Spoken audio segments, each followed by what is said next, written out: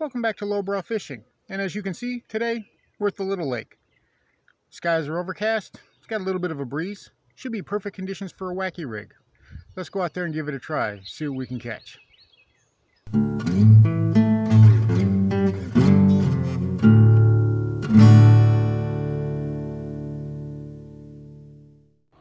This is what we'll be using today. I've got a weedless wacky rig hook on there.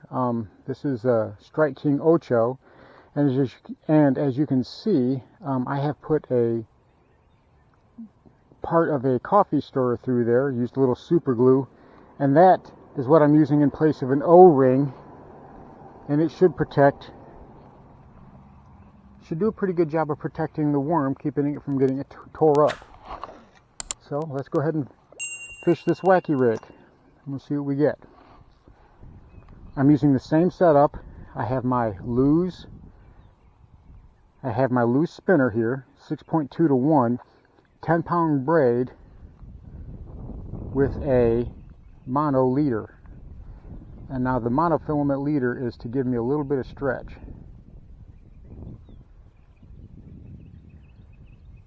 And we're going to fish this thing painfully slowly.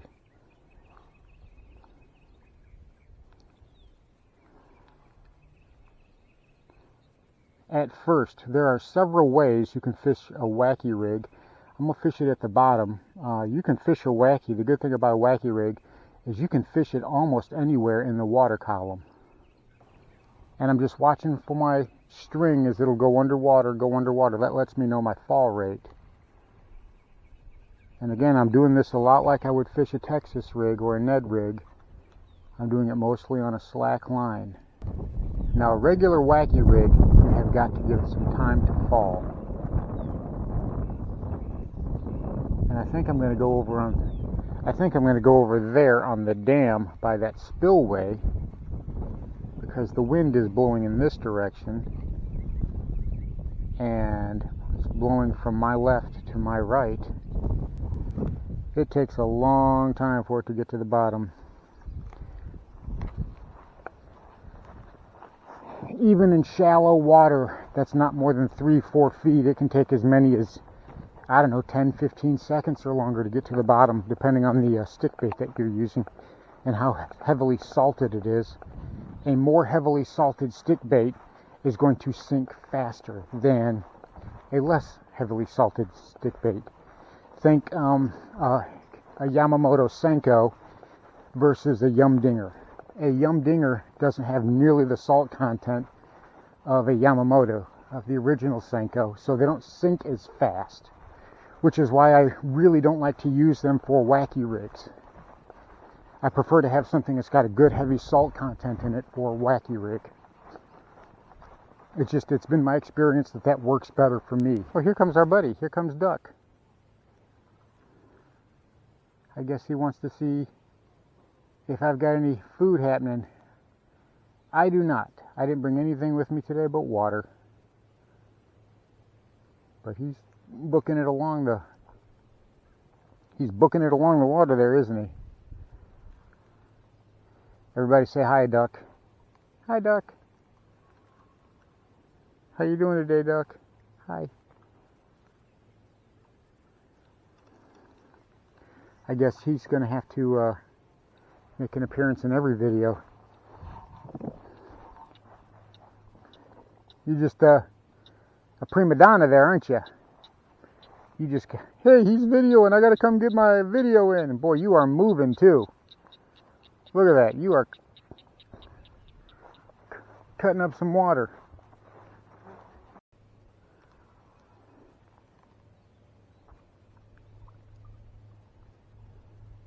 Just get a drink as you're going, huh, Duck?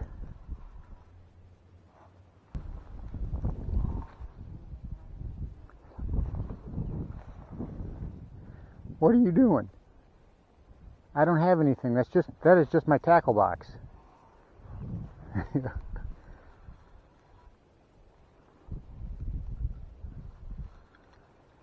Crazy Duck. And here's another neat thing about a wacky rig.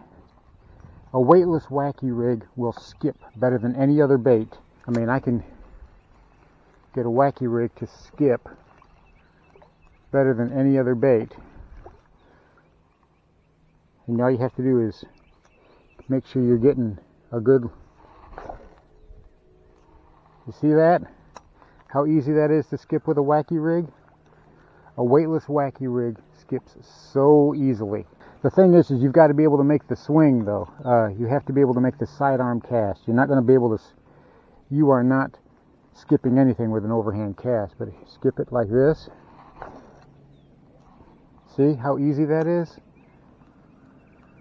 Make you a good few sidearm casts. And you just go out to a dock, you go out to some place you can practice making that sidearm cast. You see how this bank is right here? Nice and flat. I got a little bit of grass, but I can make sideways casts here. And then you can, right there, right? You can skip that bait. You don't want to have a whole, you don't want to put a whole lot of energy into it, but you can just, like that, nice and easy. And it'll skip. It depends on how, I mean, you can skip it far away from you. You can skip it right close to you. It all depends on how you want to do it. Sideways, just a nice, even sideways swing, just like that. Alright, so here's our quest for topwater. I have been fishing since I was a little kid back in the 70s, early 70s. I've never caught a fish on topwater. So today I've got a black popper. So I'm going to, like I said, there's a wealth of information online that shows you how to fish it. I'm going to try to fish it that way. A couple little pops here, let it rest. A couple little pops, let it rest. When you first cast it out, let the rings dissipate.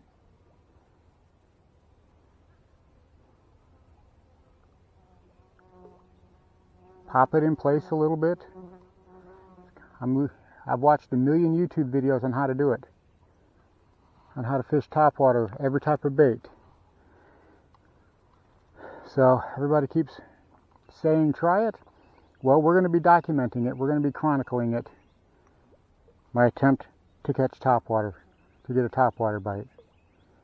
I've had one topwater bite in my entire life and I didn't even get the fish.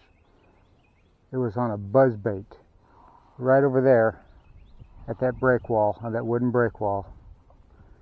And it's been, I don't know, 2 years ago. We're going to see if I can get any sort of topwater blow up at all. We're going to fish this thing for a little while.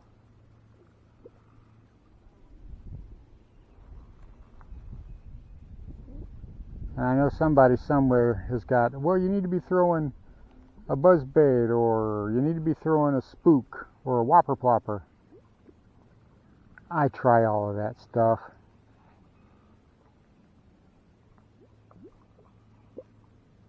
I mean, this whole lake has got grass and laydowns all through it, and the thing doesn't get more than 5 or 6 feet deep. So it's not like, you know, how you do with normal topwater, throwing it against the bank. But anyway, this is me documenting my sad attempts at trying to get topwater. Now, I have caught fish with every other bait under the sun. Crankbaits, chatterbaits, Texas rig worms, swim jigs, flipping jigs, pitching jigs, punch rigs, I mean, spinner baits, Alabama rigs. You name it, I've caught a fish on it, but except topwater. I've caught fish on drop shots. I've caught fish on Carolina rigs. I mean, I've caught fish on all kinds of different things, but just not topwater. And it hasn't been for lack of effort.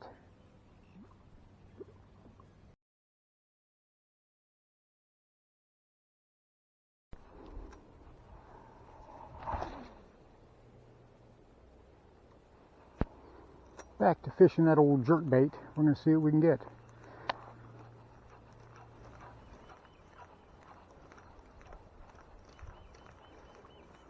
Alright, I want you to take a look at this. Take a look at this poor bait. This thing is so beaten up, it's scarred. This thing has caught so many fish. Poor bait. Alright, I'm going to see if I can do this one more time without getting hung up. But I'm getting risky right here. I have lost many, many baits casting at that side.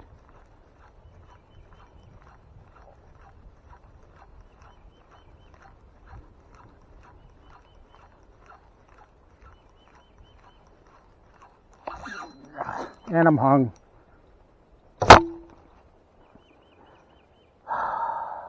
Well, phooey. Broke it off.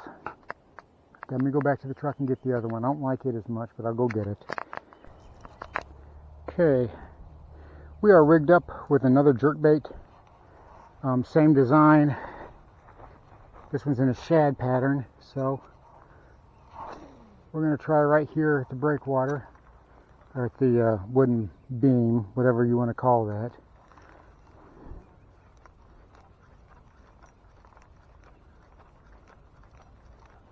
And hopefully I won't get hung on the first cast with this one. Fishing with the jerkbait. Caught this little guy. We're going to let him go. Foul hooked him, but we're going to go ahead and let him go. There you go, little dude.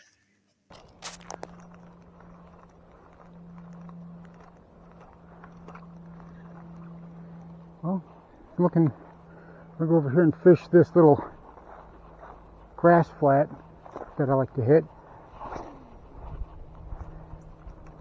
There's a grass flat right in here.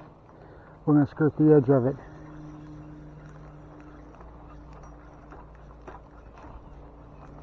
Oh, I thought we were going to skirt the edge of it, apparently. There we go. I'm on. Oh, and it's a nice one.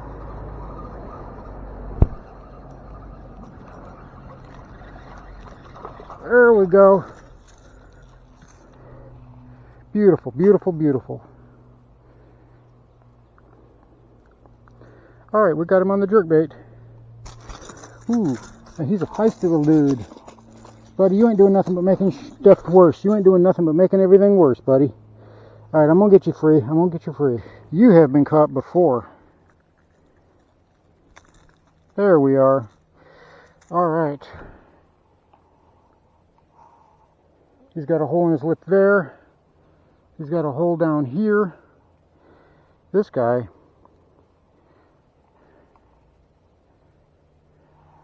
he is from there to there on my tackle box. So,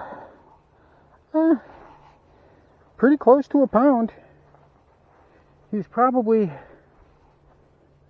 13 inches. Yeah, maybe 12. But anyway, there you go, little buddy. Thanks for playing.